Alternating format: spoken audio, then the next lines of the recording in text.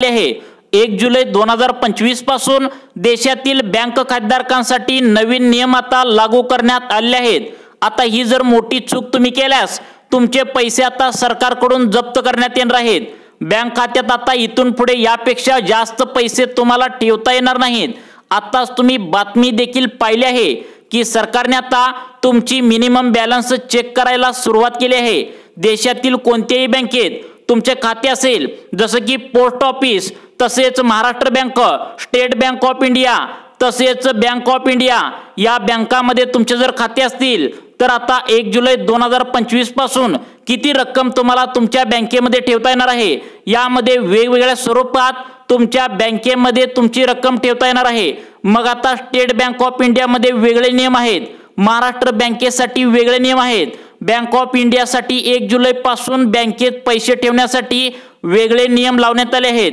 त्यामुळे देशातील कोणत्याही बँकेत तुमचे खाते असेल तर लगेच जाणून घ्या की 1 जुलै पासून तुमच्या बँकेमध्ये किती रक्कम ठेवता येणार आहे।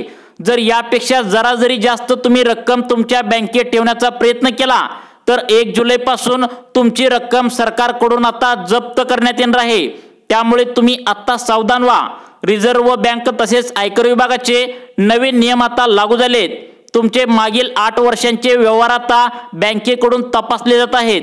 आयकर विभाग तसेच रिझर्व्ह बँकेची नजर आपल्या बँक खात्यावर इथून पुढे असणार आहे।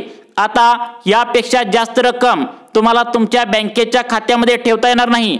1 जुलै पासून आता ही सर्व रक्कम तुमची तपासली जाणार आहे। रिझर्व्ह बँक आता अनेक बँक खात्यातील पैसे जप्त करण्याची तयारी करत आहे।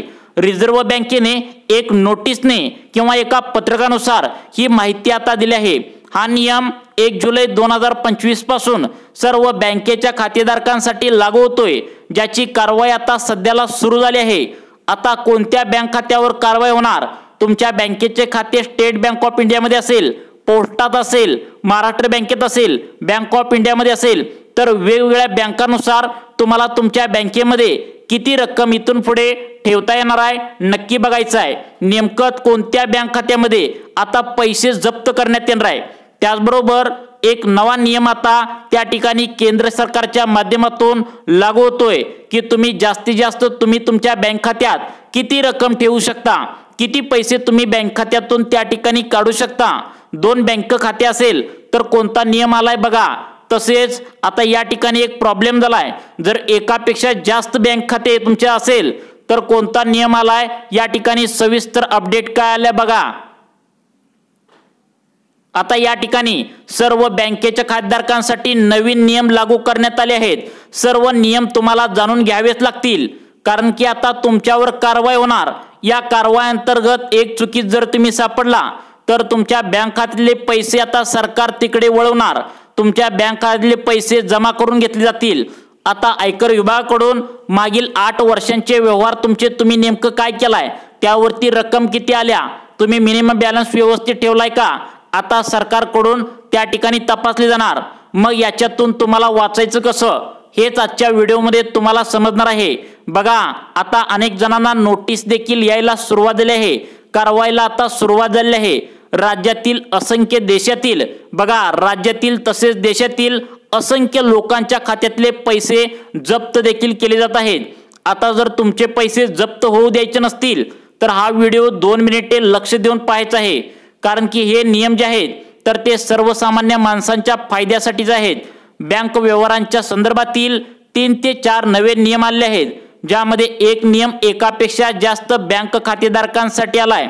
जर एकापेक्षा जास्त बँक खाते तुमचे असेल, म्हणजेच आता तुमचं बँकेचं खातं एखादं स्टेट बँक ऑफ इंडियामध्ये असेल, तसेच तुमचं दुसरं खातं पोस्ट ऑफिसमध्ये असेल तर तुम्ही हा व्हिडिओ शेवटपर्यंत बघायचा आहे, कारण यांच्यासाठी सर्वात कडक नियम या ठिकाणी आलाय। तसेच तुम्ही जर कोणत्याही बँकेत एखादी एफडी केली असेल किंवा फिक्स डिपॉझिट वगैरे एखाद्या बँकेत व्याजदरासाठी ठेवला असेल तर तुमच्यासाठी धोक्याची घंटा आहे। जर तुम्ही त्या ठिकाणी मुदत कोणती ठेवली असेल तरी सुद्धा तुम्हाला अगदी महत्त्वाची सूचना 1 जुलै 2025 पासून त्या ठिकाणी लागू होते आहे। तर बघा, अनेक बँकेच्या खातेधारकांवर आता या चुकीत जर तुम्ही आढळला तर कारवाई होणार असल्याची या ठिकाणी समोर आलं आहे। त्यामुळे तुम्हाला अर्जंट एक काम आता तातडीने तुम्हाला करावं लागणार आहे। त्यामुळे काळजीपूर्वक लक्ष देऊन व्हिडिओ 2 मिनिटे बघायचा आहे। चला तर मग व्हिडिओला सुरुवात करूया। अतिशय महत्त्वाच्या नियमाला आता पहा, आयकर विभाग तसेच रिझर्व्ह बँक ऑफ इंडिया यांनी बँकांच्या नियमामध्ये भरपूर त्या ठिकाणी आता बदल केला आहे, जो 1 जुलै 2025 पासून सर्वच्या सर्व देशातील बँकेच्या खातेधारकांसाठी या ठिकाणी लागू होतोय। आता आपण सर्व नियम लक्षपूर्वक आता समजून घेणार आहोत। आता पहिला नियम आहे तो म्हणजे पैशांच्या मर्यादेबद्दलचा एक नवीन लिमिट आता सरकारच्या माध्यमातून ठेवण्यात आले आहे। आता पैसे काढण्यासाठी काही नियम आहेत, काही पैसे त्या ठिकाणी ठेवण्यासाठी नियम आलेत। बघा आता एक नियम आलाय तो म्हणजे ज्या अंतर्गत तुम्ही एका वर्षामध्ये तुमच्या बँक खात्यामध्ये किती पैसे ठेवायला पाहिजे, किती पैसे इथून पुढे तुम्ही काढायला पाहिजे। बघा आता बघा 1 जुलै 2025 पासून state bank of India, Maharashtra bank, post office तसेच बँक ऑफ इंडिया अनेक बँकांमध्ये आता बदल सुद्धा सुरू झाले आहेत।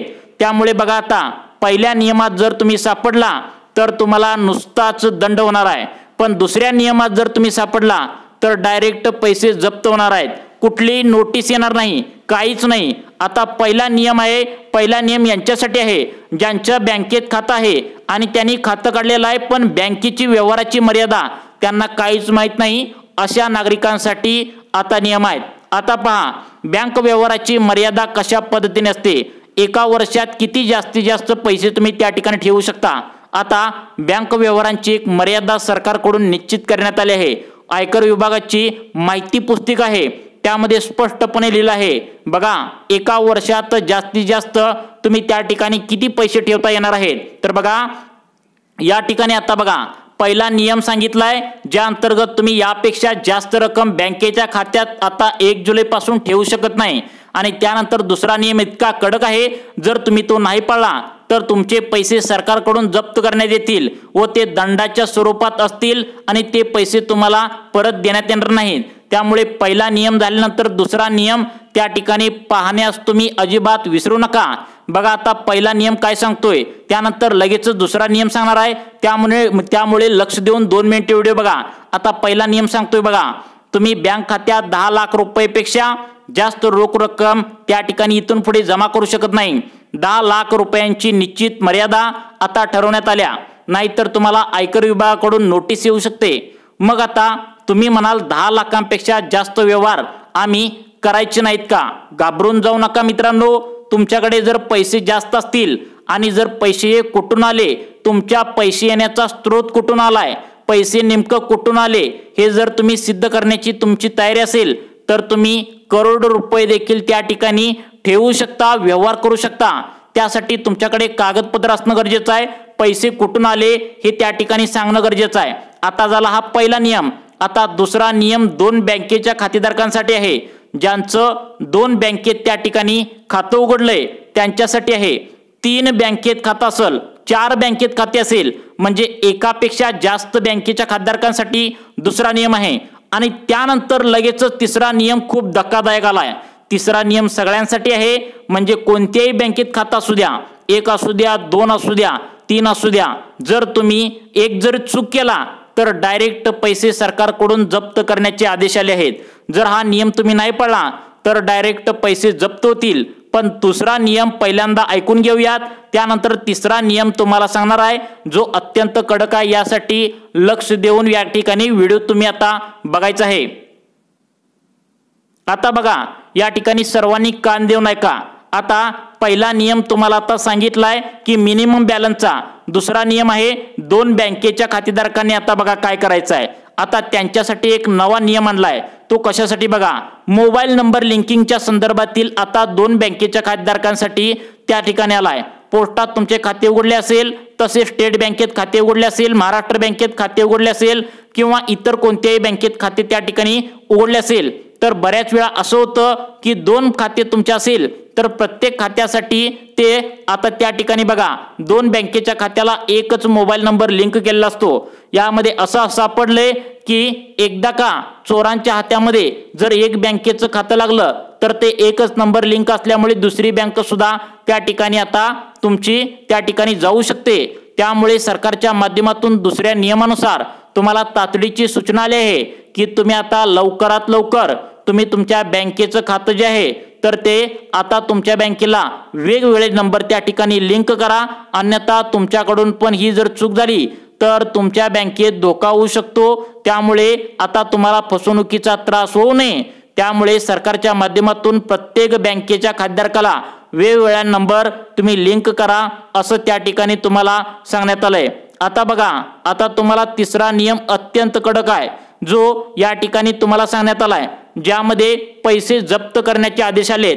म्हणजे बघा, आता काही जण काय करतात, 1 वर्ष 2 वर्ष 3 वर्षाच्या आधी बँकेचे खाते उघडतात आणि त्यामध्ये ना रक्कम ठेवतात ना रक्कम काढायला जातात, आहे अशी बँक त्या ठिकाणी पडलेली असते। बघा, अशा बँका जर सरकारच्या निदर्शनास आल्या, तुम्ही 1 वर्ष 2 वर्ष त्या बँकेमध्ये व्यवहारच केला नाही तर ते बँके निष्क्रिय खातं आहे असं समजून ते पैसे सर्व आणि बँक सर्व जे काय असेल तर ते जप्त करण्यात येतील। कारण तुमचा जर व्यवहार त्या बँकेत नसेलच 1 वर्ष 2 वर्ष तर ते सरकारकडून जप्त करण्यात येतील।